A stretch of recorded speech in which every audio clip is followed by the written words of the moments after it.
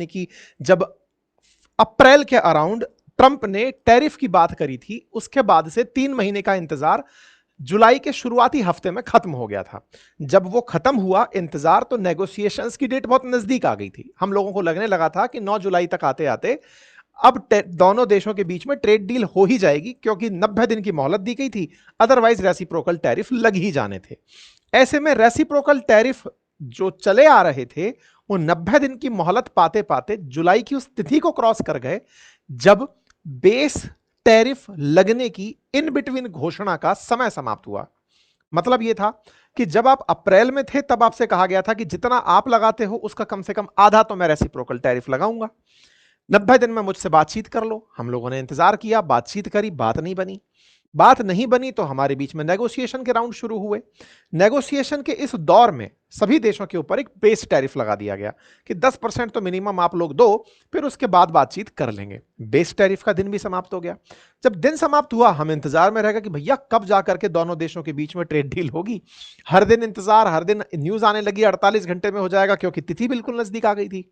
लेकिन साहब अचानक तिथि को सरका के अगस्त में ले जाया गया कि अब थोड़े दिन का समय और मिल गया, चलो और नेगोशिएट कर लेते हैं। ऐसे में भारत अमेरिका के बीच में ट्रेड डील आज की डेट तक तो हो नहीं पाई है। अब लेकिन होने वाली है, फिर से ये न्यूज चलने लग गई है। क्यों? क्योंकि डेट है कि 1 अगस्त से पहले पहले तो हो ही जानी चाहिए। तो आफ्टर ऑल पेच कहां कहां फंसा है, इसके बारे में भी थोड़ी जिक्र कर लेते हैं, क्योंकि अल्टीमेटली भारत अमेरिका दोनों ही इस चीज के लिए बहुत ज्यादा अग्रसित हैं कि कैसे दोनों अपने ट्रेड को ज्यादा बढ़ाकर $500 बिलियन तक लेकर जाएं। जहां अमेरिका भारत का बाजार चाहता है, वहां भारत अमेरिकी बाजार चाहता है। दोनों को अपने बाजार चाहिए।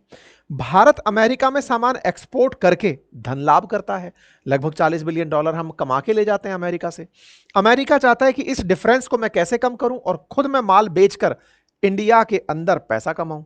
अब ये दोनों ही स्थिति में आज जहां बात आकर टिकी है, जिसकी वजह से हम ये सेशन कर रहे हैं, वो एग्रीकल्चर ही है। आपको याद होगा एग्रीकल्चर से रिलेटेड एक सेशन मैंने पहले भी किया था, जिस समय मैंने आपको यह बताया था कि भारत में जीएम क्रॉप्स बेचने के लिए अमेरिका जिद कर रहा है।